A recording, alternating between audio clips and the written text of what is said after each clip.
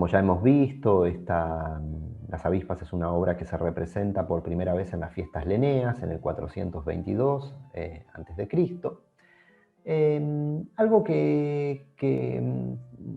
Algo para retomar también algo con lo que cerraba la clase anterior, y que necesariamente debe quedarnos muy presente, es que Las avispas utiliza la risa como una herramienta política, es decir, es una obra que está atravesada por la política, es algo que atraviesa al género de la comedia antigua en Grecia.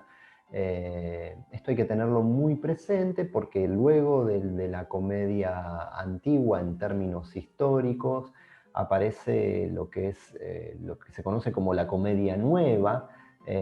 vinculada en Grecia a Menandro, con esta obra que se llama El Misántropo, y vinculada en los romanos a la comedia latina, es decir, leer comedia latina, leer a los romanos, leer a Plauto, es estar leyendo comedia nueva, donde ya la crítica política desaparece. Entonces, por eso es muy importante, muy interesante a tener en cuenta que en la comedia antigua, en la comedia de Aristófanes, estaba profundamente atravesada por la crítica política, por el discurso político. Y en ese sentido, algo que aparece como registro dentro del género de la comedia antigua, un elemento que se va a destacar por su presencia, es justamente la sátira. La sátira es un elemento muy importante a considerar en la comedia antigua y que aparece en la obra, por supuesto, de Aristófanes, que es justamente el elemento de la sátira, que podemos considerar a la sátira hoy como un subgénero dentro del género de la comedia, pero ya se hace presente aquí en los griegos. La sátira, de alguna manera, es ese contacto, es ese género, esa manifestación teatral que se le presenta al espectador, donde el espectador de alguna manera entra en contacto con el espectáculo, con lo que está viendo, y reconoce, observa en ese espectáculo a personajes reconocibles de su propia realidad que lo atraviesa en su cotidiano. Es decir, yo observo Las avispas, veo a los personajes de Filocleón, Delicleón, y me río de la obra, me río de las avispas, de las situaciones dramáticas, de toda esta comicidad que atraviesa la obra en términos verbales y en términos gestuales. Me río de eso, por supuesto,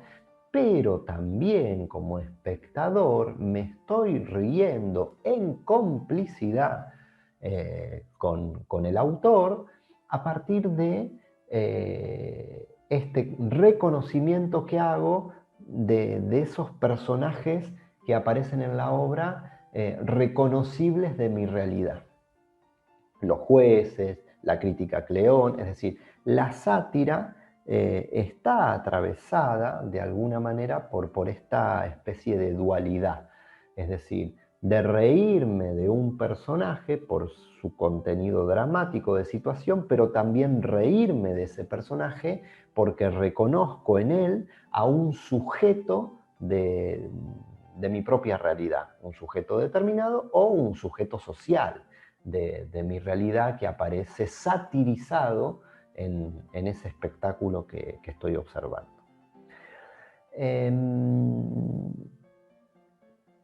Algunas particularidades que aparecen también en Las avispas a considerar y a tener muy en cuenta. Bueno, tenemos delante nuestro una obra que está atravesada por una comicidad verbal caudalosa, es decir, si leemos la obra, si ya han podido leer el texto, observarán que es un texto que está atravesado por una gran comicidad verbal, en chistes, bromas, que aparecen en términos desde el discurso, en los diálogos, y por supuesto también una comicidad gestual muy, muy, muy preponderante, una comicidad gestual muy en primer plano, con todos esta comedia de situación donde el viejo juez Filocleón intenta escaparse una y otra vez de esa casa, entonces se generan todos estos despliegues gestuales a modo de gag escénico, cómico, está muy atravesada por la comicidad gestual. Hay una explicitud, por supuesto, en la comida, en la bebida, en la fiesta, en lo sexual. La comedia antigua griega estaba muy atravesada por todo lo vinculado a lo explícito en términos de lo sexual, de lo obsceno, de la fiesta, de la bebida, de la comida. Estaba muy atravesado este género por una explicitud en todos estos sentidos. La caricatura, es decir, el retrato hiperbólico de un personaje, la caricatura como un elemento que atraviesa a la obra en vínculo con lo que es el juez, con lo que son las avispas. Bueno, esta caricatura está muy presente como elemento en las avispas también. El éxodo de la obra, como ya hemos visto, es festivo, es un banquete, el final, es una característica que atraviesa al género de la comedia, que el éxodo sea festivo, que sea un éxodo de fiesta. Algo que se va a repetir en el género en siglos siguientes, como ya hemos mencionado en Shakespeare, por ejemplo, donde los finales de las comedias siempre tienen un tono, un evento festivo, como casamientos, por ejemplo. Existe la presencia del coro, como hemos visto,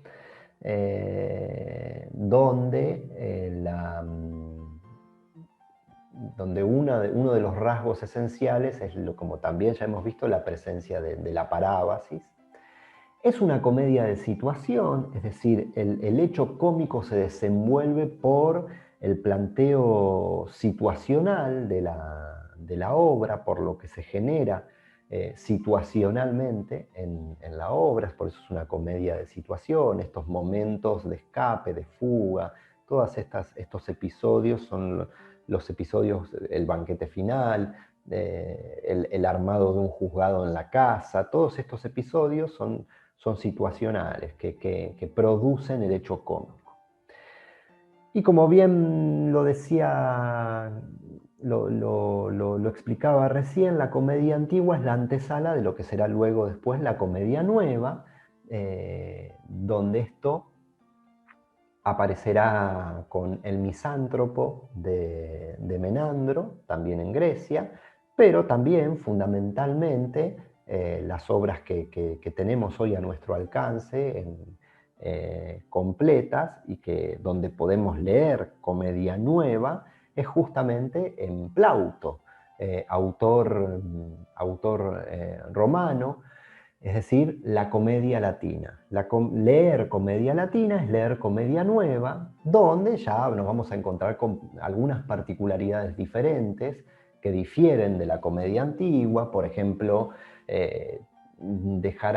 digamos, no será tal vez ya solo una comedia de situación, sino que va a ser una comedia de carácter, es decir, una comedia donde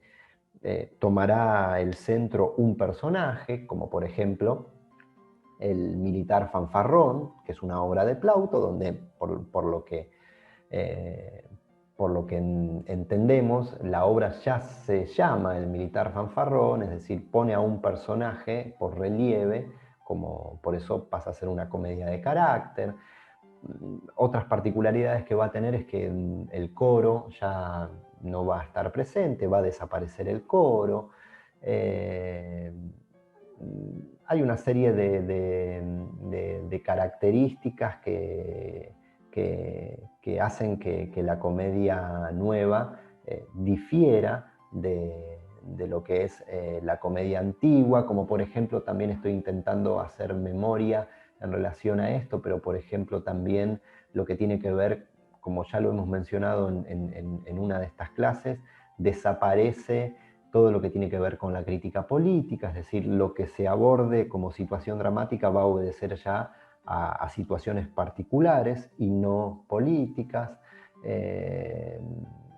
Todo lo que tiene que ver con la explicitud, toda la obscenidad, lo explícito de lo sexual, la comida, todo lo obsceno también desaparece en la comedia nueva. Es decir, bueno, una serie de cambios que luego vendrán con la comedia nueva, pero que claramente esto es para otro curso y que ya lo podrán observar cuando hablemos de la comedia latina.